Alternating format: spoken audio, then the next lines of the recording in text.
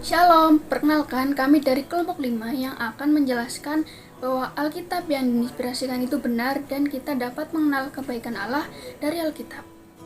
Alkitab tersusun 66 kitab Perjanjian Lama yang datang sebelum Yesus turun ke dunia dan Perjanjian Baru setelah Yesus turun ke dunia.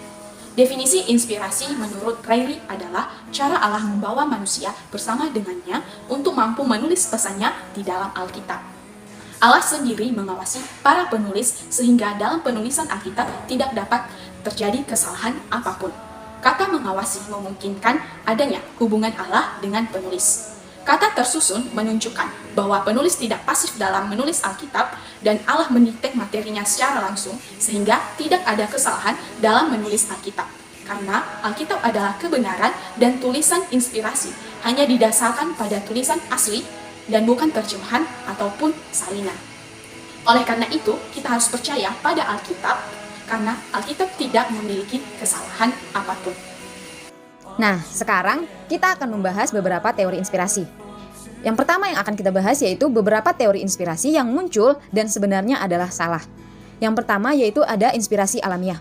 Menurut teori ini, para penulis Alkitab adalah orang yang sangat jenius dan tidak membutuhkan bantuan Roh Kudus dalam menuliskan Alkitab. Yang kedua yaitu inspirasi dinamis atau mistis, yang menganggap bahwa buku karangan Kristen lain itu sama dengan Alkitab.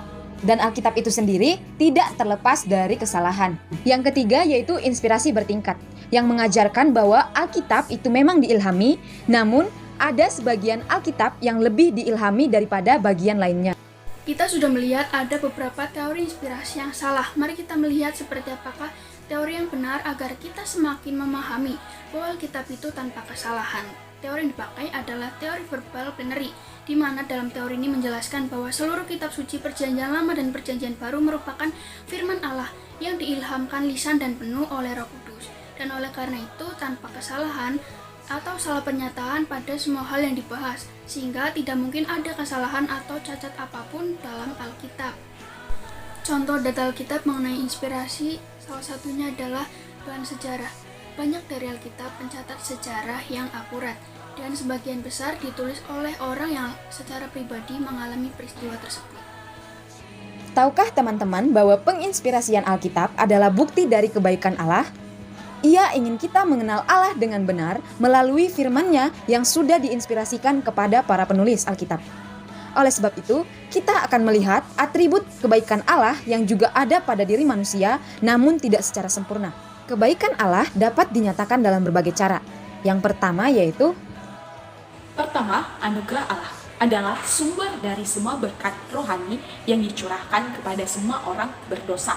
Contohnya yaitu di dalam Titus 2 ayat 11. Dikatakan bahwa karena kasih karunia Allah, semua orang telah diselamatkan. Nah, di sini menjelaskan tentang penebusan Kristus.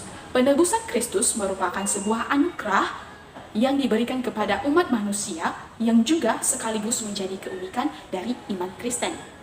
Hal ini menjadi keunikan dari iman Kristen karena kebaikan Allah dalam konteks anugerah Allah bukan hanya memberikan kesehatan ataupun perekonomian yang baik, tetapi lebih dari itu. Misalnya, kita bisa berkomunikasi dengan Allah, bahkan kita menerima penebusan dosa dari Kristus. Yang ketiga yaitu kasih Allah. Kasih Allah adalah sesuatu yang konsisten sehingga meskipun manusia sudah berbuat dosa, Allah tetap mengasihi manusia. Allah yang adalah kasih itu juga adalah Allah yang menghukum umatnya karena kasih Allah juga menuntut kekudusan dari umatnya. Yang selanjutnya adalah kesabaran Allah. Dalam bahasa Ibrani memakai kata elak-ab yang secara harafiah berarti wajah yang panjang atau lambat untuk marah. Dan dalam bahasa Yunaninya makrotumia.